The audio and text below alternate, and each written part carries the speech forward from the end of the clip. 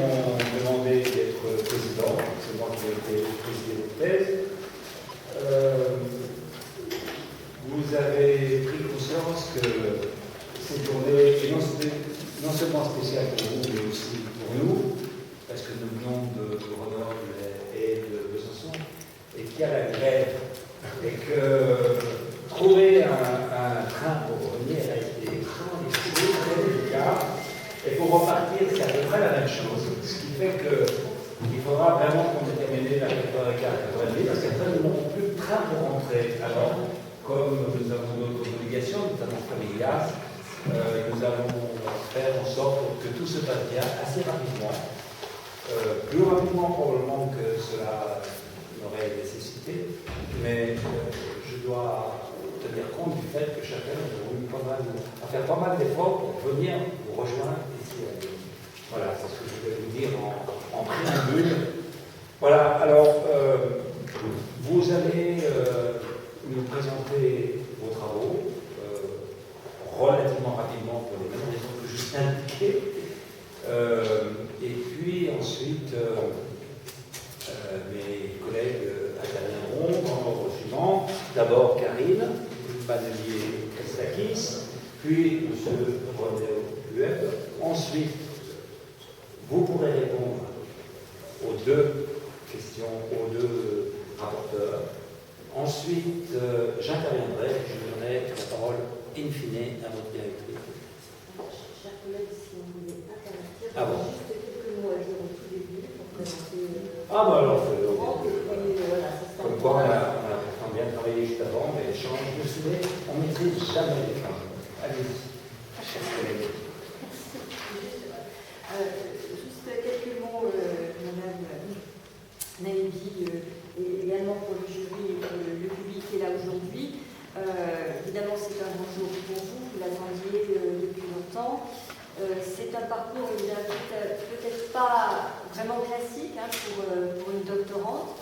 Vous vous êtes inscrite tardivement dans un doctorat, et vous le terminez aussi peut-être un peu tardivement après beaucoup d'années d'efforts.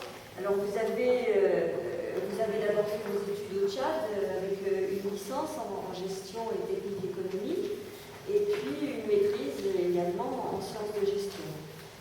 Ensuite, peut-être un petit peu un temps de délai avant de venir nous retrouver sur Lyon pour un diplôme d'université qui était en francophonie et développement durable. Et enfin, vous avez continué votre cursus de formation avec un Master 2 en sciences politiques, toujours sur le même thème, c'est-à-dire développement durable, économie sociale et solidaire. Et donc c'est dans cet esprit que vous avez pensé à travailler, à faire une recherche un peu plus approfondie que ce que vous avez pu le faire dans le cadre du mémoire du Master 2 sur la question de votre thèse, c'est-à-dire le problème de ces enjeux climatiques et puis de tous leurs impacts politiques, sociologiques, environnementaux, etc. Alors c'est un parcours un peu atypique, c'est vrai, pour une doctorante. Habituellement, on a des personnes un petit peu plus jeunes qui n'ont pas eu et aussi les difficultés de la vie que vous avez connue, et vous avez dû assumer les responsabilités de maman avec deux enfants qui sont les vôtres, et donc on sait que c'est une responsabilité lourde et puis surtout ça prend du temps, donc ça peut expliquer aussi pourquoi votre thèse a mis peut-être un peu plus d'années qu'elle n'aurait dû l'être, mais néanmoins c'est une bonne chose évidemment qu'aujourd'hui s'achève. Et de surcroît, ces charges familiales se sont ajoutées le fait que, n'étant pas financé, vous avez tout au long de ces années exercé un certain nombre d'emplois pour pouvoir financer votre séjour en France et ces études doctorales. Donc du travail en ONG, des travaux et des emplois en association, aussi bien au Tchad d'ailleurs que aussi sur la région lyonnaise. Donc c'est vrai, un parcours un peu atypique, d'aucuns diraient peut-être un peu long, ça s'est un peu tiré, moi-même d'ailleurs, vous savez, je vous en ai fait la remarque que ça durait un petit peu trop. Bon, vous y êtes arrivés au bout du bout, je connaissais vos difficultés personnelles, financières, et donc j'ai accepté de continuer avec vous parce que je voyais que vous faisiez tout ce que vous pouviez et que certainement ça en valait la peine. Alors aujourd'hui, vous êtes là, le travail est achevé, vous allez évidemment répondre aux remarques qui vont vous être faites, mais dont vous avez déjà eu un peu la teneur dans les rapports de pré-soutenance, dans les pré-rapports de soutenance, pardon, qui vous ont été communiqués. Donc vous attendez un petit peu aux réflexions qui vont vous être faites, et j'espère que vous y êtes aussi préparés, puisque la soutenance, vous allez devoir répondre à ces critiques, donc d'une manière sans doute facilitée, puisque vous avez des critiques qui vous attendent. Hein. Mais néanmoins, justement, j'espère que vous allez répondre correctement à ces remarques. Donc voilà, c'est quelques introductions de manière à ce que l'ensemble des membres du jury vous connaissent un petit peu. Et avant maintenant de vous laisser la parole, donc nous en étions, je vous l'avais indiqué, on avait convenu de 10 minutes d'exposé, 15 minutes au maximum. Donc j'espère que vous allez respecter ce timing. Parce que, comme vous l'avez compris, les membres du jury aujourd'hui ont de très grosses difficultés à arriver. Ils sont arrivés. Malgré tout, ça aurait été assez catastrophique de devoir arriver à la soutenance pour les problèmes de grève qui sont importants. Donc voilà, tenant compte de ces contraintes malheureusement tout à fait extérieures des grèves actuelles, on compte sur vous pour rester dans le timing qui vous a été donné par la présidente du jury. Voilà, je vous remercie. Monsieur le Président, je vous remercie. Voilà, et à mon travail. Oui, merci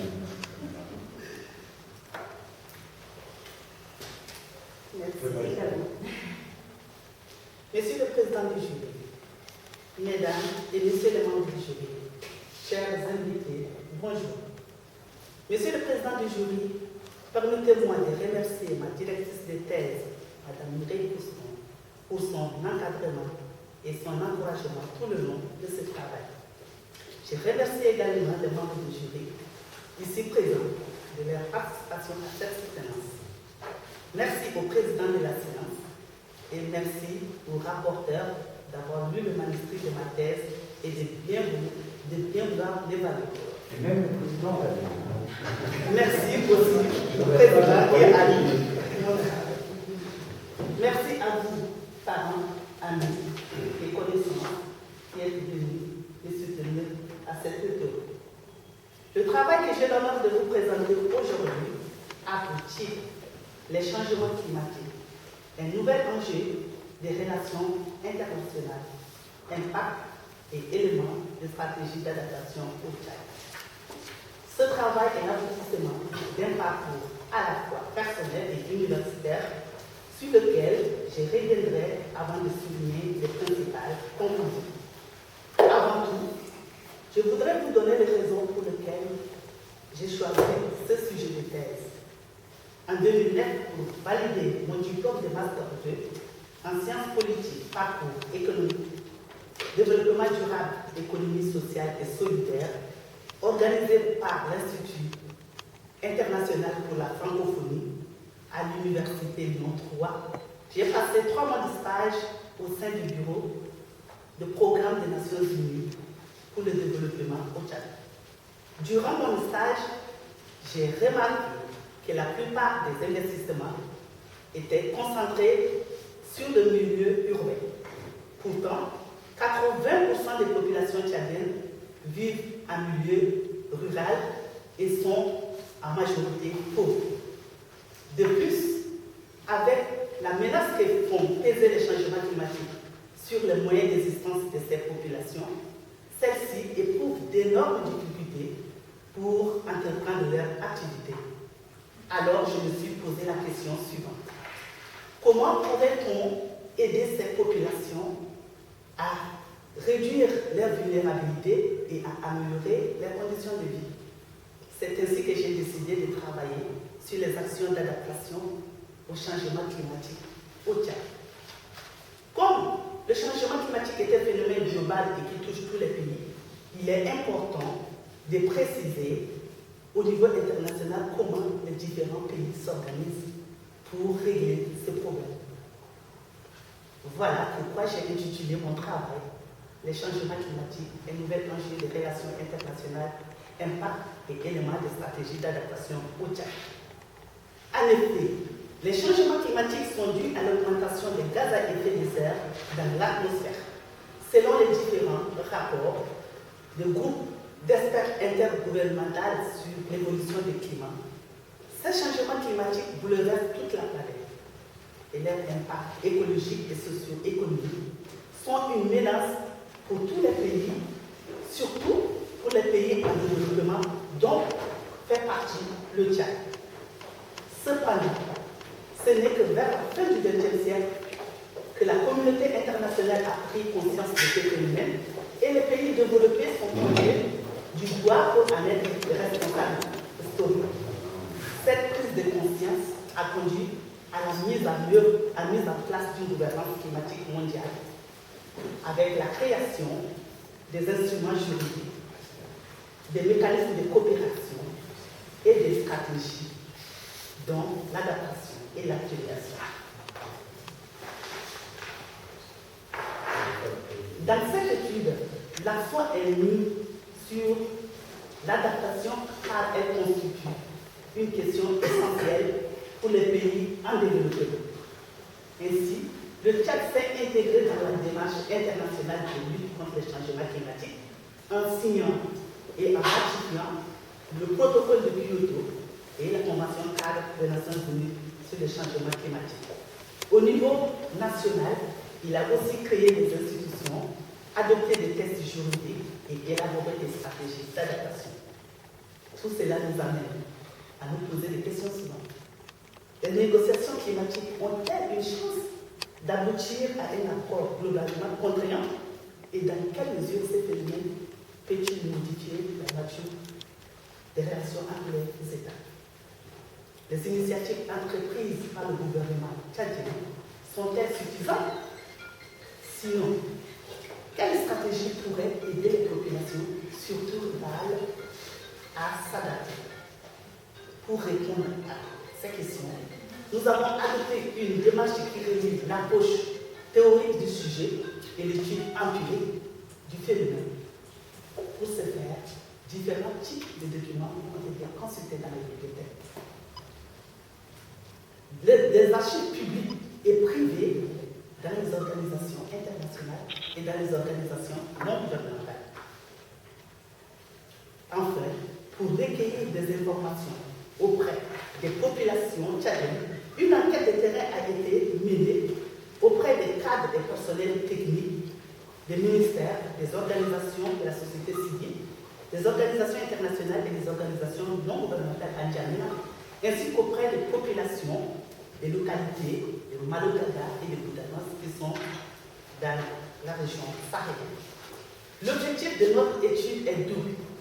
Il permet d'abord de contribuer à la connaissance des dispositifs internationaux de lutte contre le changement climatique et ensuite d'éclairer les impacts sur les écosystèmes et les populations au Tchad. À quels résultats avons-nous abouti? La question des changements climatiques abordée dans cette étude soulève des enjeux importants à trois niveaux. Au niveau international, ces enjeux imposent aux pays développés et aux pays en développement de mettre en place une politique commune de lutte contre les changements climatiques. Au niveau national, ces enjeux imposent de la part des pays en développement de fournir plus d'efforts dans la réduction de leurs émissions et aussi dans la solidarité financière et technologique à l'égard des pays en développement. Ces derniers doivent également mettre en place des stratégies d'adaptation en tenant compte des secteurs prioritaires. Au niveau local, les enjeux imposent d'identifier avec plus de précision les risques et d'élaborer des stratégies les plus ciblées. C'est la raison pour laquelle nous avons choisi la zone sahélienne pour mieux cerner les impacts et faire des propositions, des stratégies les plus adaptées. L'enquête de terrain que nous avons faite a permis de constater que la population tchadienne est très touchée par les effets des changements climatiques. Les manifestations sont l'augmentation de la température, la récurrence des vents violents, le bouleversement des régimes de pluie et le déplacement des océans. Ces manifestations entraînent des impacts environnementaux tels que l'avancée du désert, la sécheresse, les inondations, la perte de la biodiversité, la dégradation des sols et la diminution des cours d'eau et des lacs. Ces impacts ont à leur tour des conséquences socio-économiques telles que la diminution de la production agricole, l'insécurité alimentaire, le manque d'eau potable, la propagation des maladies, la multiplication des conflits et l'accroissement des populations en déplacement. Tous ces problèmes ne peuvent pas laisser la communauté internationale indifférente. En termes de bilan, nous pouvons dire que depuis plus d'une vingtaine d'années que les conférences sur le climat se tiennent régulièrement, la communauté internationale n'est pas parvenue à faire signer un accord universel et juridiquement contraignant. De plus, les transferts financiers et technologiques prévus et les financements de l'adaptation promis peinent à se réaliser. De toutes ces conférences climatiques, il ne sort surtout que des déclarations politiques. Le gouvernement tchadien a certes accompli des efforts, mais les résultats de notre étude montrent que le pays demeure vulnérable.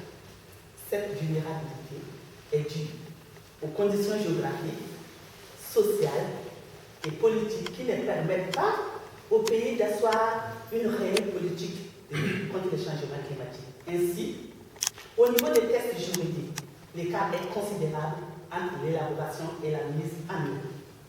Au niveau des institutions, les décrets de création de nouvelles structures posent moins de problèmes que leur gestion et leur suivi. Au niveau des politiques et stratégies, elles sont d'emblée assorties des actions intéressantes, mais n'ont pas été toutes exécutées faute de moyens matériels, techniques et financiers. C'est en fonction de toutes ces considérations que nous proposons une politique nationale d'adaptation aux effets du changement climatique. Cette dynamique doit passer par la mise en place de nouvelles infrastructures favorisant le développement et de nouvelles structures pour l'application de nouvelles politiques au Tchad.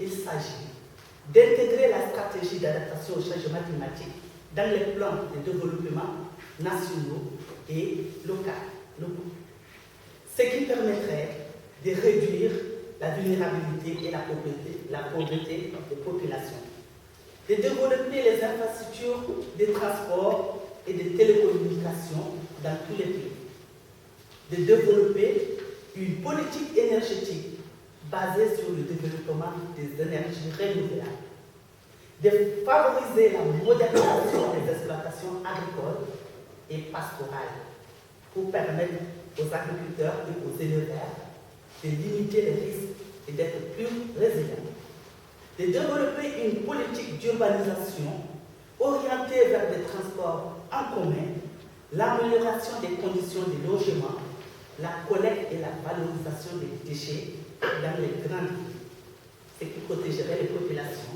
des risques climatiques et de pollution. Et pour mettre en œuvre toutes ces politiques, il faut réorganiser les institutions publiques en charge de l'environnement et du changement climatique.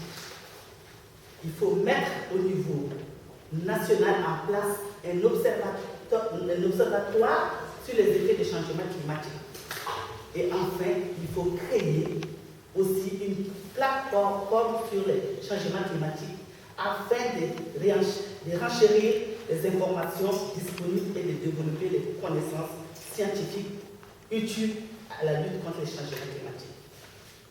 Au cours de ces années de recherche, nous avons rencontré plusieurs difficultés qui sont liées au manque de documentation concernant notre sujet sur le Tchad. à la rétention des informations de la part des populations rurales, à l'éloignement aussi du terrain de notre étude des lieux de résidence et aussi les difficultés d'alternance.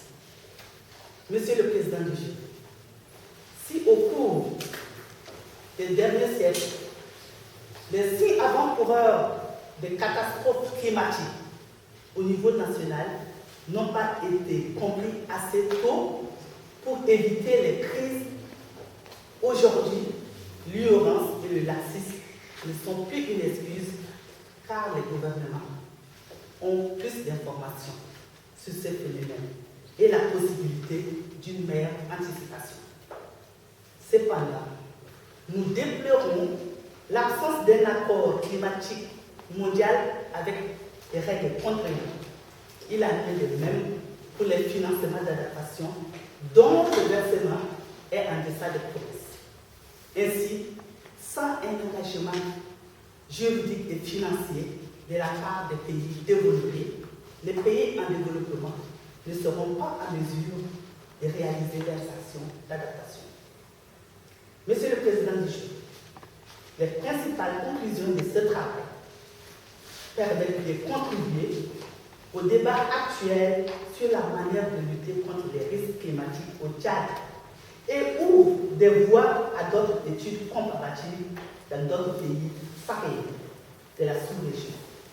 Nous souhaitons que les propositions que nous avons formulées inspirent et aident le gouvernement tchadien dans un sens d'une action plus volontariste, agir pour un développement durable en luttant contre les changements climatiques à travers les stratégies d'adaptation efficaces et vitales pour les populations tchadiennes.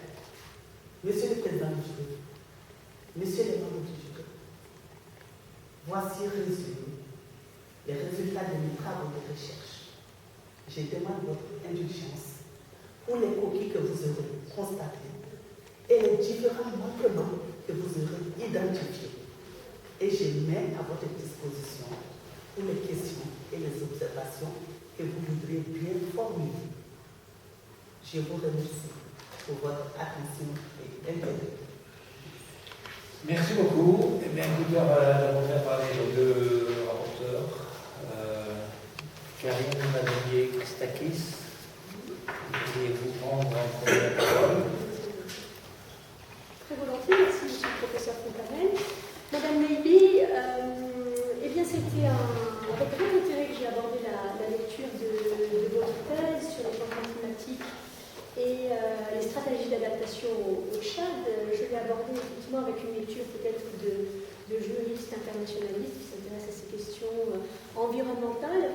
Et effectivement, j'ai trouvé que cette thèse présentait de nombreux intérêts. Le thème de la thèse lui-même, si vous voulez, qui tourne finalement, comme vous l'avez évoqué dans votre première partie, sur une notion du droit international de l'environnement qui est finalement le principe de responsabilité commune mais différenciée, qui est un principe qui s'est développé largement donc en lien avec le changement climatique et qui a donc comme idée de base que si tous les États de la communauté internationale ont une responsabilité commune dans les changements climatiques, cette responsabilité est différenciée et que certains États sont plus responsables que d'autres et que certains États sont plus affectés que d'autres par ce changement climatique. Alors, généralement, et c'est ce qui était intéressant finalement dans votre travail, c'est que généralement, donc, cette question de responsabilité commune et différenciée, elle est souvent abordée, le plus souvent, elle est abordée, conçue comme imposant donc des obligations différentes entre les États, à savoir donc d'une part les pays développés, comme vous l'avez évoqué notamment à propos du protocole de Kyoto, qui doivent assumer des obligations très fortes en matière notamment de réduction d'émissions de gaz polluants, et puis d'un autre côté, finalement, les pays en développement qui ne sont pas pour grand-chose dans ces changements climatiques et à qui on ne demande finalement pas grand-chose dans ces grandes conventions environnementales. Alors ça, c'est le point finalement un peu sur lequel on se focalise habituellement. Puis il y a un deuxième point moins connu, mais extrêmement intéressant, qui est développé finalement dans votre thèse, à savoir que cette idée de responsabilité commune et différenciée a aussi une implication